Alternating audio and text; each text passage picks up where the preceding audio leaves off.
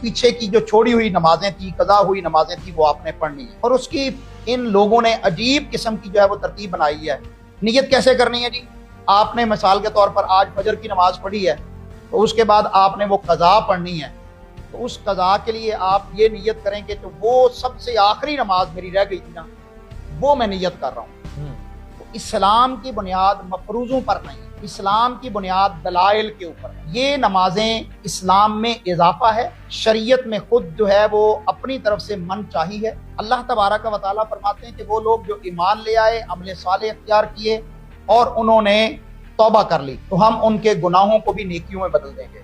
ایسا بندہ کہ جو 20 سال 30 سال 40 سال 50 سال اس نے نماز نہیں پڑھی، مسلمان ہونے کے باوجود بھی، حالانکہ اس کے اوپر نماز 10 سال کی عمر میں فرض ہو جاتی ہے، تو اب وہ کیا کرے؟ اس کی توبہ ہی کافی ہے۔ اسے باقیہ نمازیں ہر نماز کے ساتھ پڑھنے کی جو اضافی مشقت ان نام نہاد فقہا نے ڈالی ہے، اس کی کوئی کتاب و سنت سے نظیر نہیں ملتی۔ سلف صالحین سے، خود نبی کریم صلی اللہ علیہ وسلم سے، اصحاب پیغمبر رضوان اللہ علیہ مجمعین سے، تابعین، تبع تابعین اور ائمہ دین سے اس کا کوئی ثبوت نہیں ہے۔ یہ دین میں اضافہ ہے۔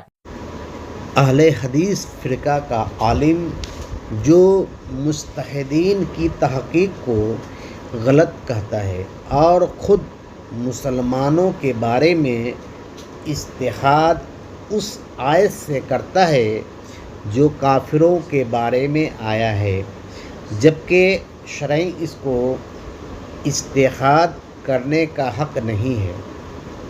اللہ تبارک تعالیٰ فرماتا ہے، جو لوگ کفر میں گناہ کیا بعد میں ایمان لے آیا تو وہ گناہ معاف ہو گیا۔ وہاں بھی اس آیت سے استفادہ کرتا ہے کہ جب کسی کی نماز قضا ہو گئی اور اس نے توبہ کر لیا تو قضا نماز کو ادا کرنے کی ضرورت نہیں ہے، وہ معاف ہو گئی۔